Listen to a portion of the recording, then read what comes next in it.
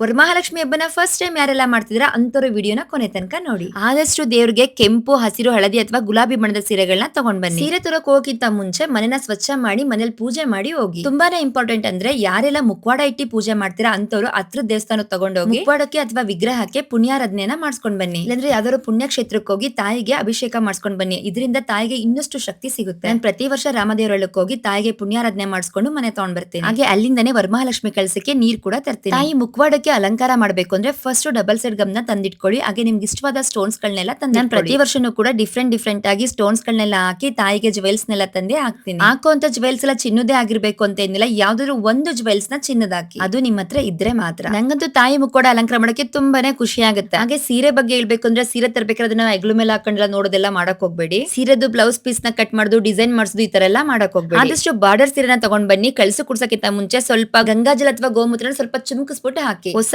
Eyeliner ಮತ್ತೆ lipstick ನ ತಗೊಂಡ್ ಬಂದಿರಿ. ಮುಖವಾಡಕ್ಕೆ ಈ ರೀತಿ ಅಲಂಕಾರ ಮಾಡೋದ್ರಿಂದ ತುಂಬಾನೇ ಚೆನ್ನಾಗಿ ಕಾಣಿಸುತ್ತೆ. ಯೂಸ್ ಮಾಡಿರೋಂತದ್ದೆಲ್ಲ ಹಾಕಕ್ಬಿಡಿ, ಹೊಸದಾಗೆ ತಗೊಂಡ್ ಬನ್ನಿ. ಮಿನಿಮಮ್ 9 ಜನ ಮುತ್ತೈದೆಯರಿಗೂ ಕುಂಕುಮ ಕೊಡೋಕೆ ರೆಡಿ ಮಾಡ್ಕೊಳ್ಳಿ. ತಾಂಬೂಲದಲ್ಲಿ ಅರಿಶಿನ, ಕುಂಕುಮ, ಹೂವು, ವಿಳೆದೆಲೆ, ಅಡಕೆ ಮತ್ತೆ ಅಣ್ಣ ಇಡಬಹುದು. ನಿಮ್ ಶಕ್ತಿ ಅನುಸಾರ ಬ್ಲೌಸ್ ಪೀಸ್ ಅಥವಾ ರಿಟರ್ನ್ ಗಿಫ್ಟ್ ನಾದ್ರೂ ಇಟ್ಕೋಬಹುದು. ಕುಂಕುಮ ಕೊಡುವಾಗ ಗೌರವದಿಂದ ಕೊಡಿ. ಹಾಗೆ ಅವ್ರ ಕೈಯಿಂದ ಅಕ್ಷತೆ ಕಾಳು ಕೂಡ ಹಾಕಿಸ್ಕೊಳ್ಳಿ. ಇದರಿಂದ ವರಮಹಾಲಕ್ಷ್ಮಿ ತಾಯಿಯ ಸಂಪೂರ್ಣ ಆಶೀರ್ವಾದ ಸಿಕ್ತಷ್ಟೇ ಪುಣ್ಯ ಸಿಗುತ್ತೆ. ಹಾಗೆ ಕಳ್ಸಕ್ಕೆ ಏನೆಲ್ಲ ಹಾಕ್ಬೇಕು ಅಂತ ಹಳೆ ವಿಡಿಯೋದಲ್ಲೇ ತೋರಿಸ್ಕೊಟ್ಟಿದ್ದೀನಿ. ಹಾಗೆ ದೇವ್ರ ಮುಂದೆ ಏನೆಲ್ಲ ಇಡಬೇಕು ಅಂತ ಕೂಡ ತೋರಿಸ್ಕೊಟ್ಟಿದ್ದೀನಿ. ಹಳೆ ವಿಡಿಯೋನ ನೋಡಿ. ಬಂದಂತ 9 ಜನ ಮುತ್ತೈದರಿಗೂ ಕೂಡ ಹೂವಿನ ಕಂಕಣನ ಕೈ ಕಟ್ಟಿ ನಾನು ತಾಯಿ ಮುಂದೆ ಏನೆಲ್ಲ ಇಟ್ಟಿದ್ದೀನಿ ಅಂತ ತೋರಿಸ್ತಾ ಇದೀನಿ. ಬಟ್ ನಿಮ್ ಶಕ್ತಿ ಅನುಸಾರ ಏನೆಲ್ಲ ಆಗುತ್ತೆ ಅಷ್ಟು ಮಾತ್ರ ಇಡಿ. ಆದ್ರೆ ತಾವ್ರೆ ಹೂನ ಅರ್ಪಿಸೋದ್ ಮಾತ್ರ ಮರಿಬೇಡಿ. ನಾನು ಹಬ್ಬದ ದಿನನೇ ಸತ್ಯನಾರಾಯಣ ಸ್ವಾಮಿ ಪೂಜೆ ಕೂಡ ಮಾಡಿಸ್ತೀನಿ. ತಾಯಿ ನೈವೇದ್ಯಕ್ಕೆ ಏನ್ ಇಡಬೇಕು ಅಂತ ಯೋಚನೆ ಮಾಡ್ತಿದ್ರೆ ಪುಳಿಯೋಗರೆ, ಗೋಧಿ ಪಾಯಸ ಅಥವಾ ಶಾವಿಗೆ ಪಾಯಸ ಮಾಡಿದ್ನ ಮರಿಬೇಡಿ. ಹಾಗೆ ಹಣ್ಣಿನ ರಸಾಯನ ಕೂಡ ತುಂಬಾ ಒಳ್ಳೇದು. ಬೆಳಗ್ಗೆ ಬ್ರಾಹ್ಮಿ ಮುಹೂರ್ತ ಅಥವಾ ಸಂಜೆ ಗೋಧುಳಿ ಲಗ್ನ ಇವೆರಡಲ್ಲಿ ನಿಮ್ಗೆ ಯಾವಾಗ ಅನುಕೂಲ ಆಗುತ್ತೆ ಆವಾಗ ಪೂಜೆ ಮಾಡಿ. ಶುಕ್ರವಾರ ಯಾವುದೇ ಕಾರಣಕ್ಕೂ ಕಳಸನ ಸರ್ಸಕ್ ಹೋಗ್ಬೇಡಿ. ಏನಿದ್ರು ಶನಿವಾರ ಕಳಸನ ಸರ್ಸಿ. ಕಳಸ ಅಲ್ಗಾಡ್ಸ್ಕಿಂತ ಮುಂಚೆ ತಾಯಿಗೆ ಮೊಸರನ್ನ ನೈವೇದ್ಯ ಮಾಡಿ ಪೂಜೆ ಮಾಡಿ ನಂತರ ಕಳಸನ ಸರ್ಸಿ. ಫಸ್ಟ್ ಬಲ್ಭಾಗಕ್ಕೆ ಕಳಸನ ಅಲ್ಲಾಡಿಸ್ಬೇಕು. ನೀವು ಕೂಡ ನಂತರ ಸತ್ಯನಾರಾಯಣ ಸ್ವಾಮಿ ಪೂಜೆ ಮಾಡಿಸಿದ್ರೆ ಅದ್ರ ಫೋಟೋನು ಕೂಡ ಬಲ್ಭಾಗಕ್ಕೆ ಅಲ್ಲಾಡಿಸ್ಬೇಕು. ಈಗ ಫೈನಲ್ ಅಂತ ಅಂದ್ರೆ ದೇವ್ರ ಮುಂದೆ ಕುತ್ಕೊಂಡು ಒಂದು 9 ನಿಂಬೆಹಣ್ಣು ತಗೊಂಡು ಮಧ್ಯಭಾಗ ಮಾಡಿ ನಾನು ಪೂಜೆ ಮಾಡಿ ನಿಮ್ಗೆ ಒಪ್ಪಿಗೆ ಆಯ್ತು ಅಂದ್ರೆ ಬೆಸ ಬೀಳಿ ಅಥವಾ ಸಮ ಬೀಳಿ ಅಂತ ಕೇಳ್ಕೊಂಡಾಗ ನಿಮ್ಗೆ ರಿಸಲ್ಟ್ ಸಿಗುತ್ತೆ. ಇದೊಂದು ನಂಬಿಕೆ ಅಷ್ಟೇ. ನಿಮ್ಗೆ ಹೇಗೆ ಇಷ್ಟ ಬರುತ್ತೆ ಹಾಗೆ ಮಾಡಿ. ಹಾಗೆ ದೇವ್ರ ಮೇಲೆ ಹಾಕಿದ ಒಡವೆನೆಲ್ಲ ಯಾರು ಪೂಜೆ ಮಾಡಿದ್ರೆ ಅಂತವ್ರು ಅದನ್ನ ಹಾಕೋಬೇಕು. ಹಾಗೆ ಅದ್ರ ಸೀರೆ ಕೂಡ ತೆಗೆದು ನಾವೇ ಉಡ್ಕೋಬೇಕು. ಬೇರೆ ಯಾರಿಗೂ ಕೂಡ ಗಿಫ್ಟ್ ಆಗಿ ಅದನ್ನ ಕೊಡಬಾರ್ದು. ಹಾಗೆ ಫೈನಲಿ ಇದರ ಯೂಸ್ಫುಲ್ ಇನ್ಫಾರ್ಮೇಶನ್ ಗೋಸ್ಕರ ನನ್ನ ಪೇಜ್ ಫಾಲೋ ಮಾಡೋದನ್ನ ಮರಿಬೇಡಿ. ವರಮಹಾಲಕ್ಷ್ಮಿ ಹಬ್ಬದ ಕಂಪ್ಲೀಟ್ ಲಾಗ್ ಯೂಟ್ಯೂಬ್ ಅಲ್ಲಿ ಅಪ್ಲೋಡ್ ಮಾಡ್ತೀನಿ. ವಾಚ್ ಮಾಡೋದ್ ಮಾತ್ರ ಮರಿಬೇಡಿ. ಈ ವಿಡಿಯೋ ಬೇರೆಯವ್ರಿಗೂ ಕೂಡ ಹೆಲ್ಪ್ ಆಗ್ಲಿ ಶೇರ್ ಮಾಡೋದನ್ನ ಮರಿಬೇಡಿ. Thank you.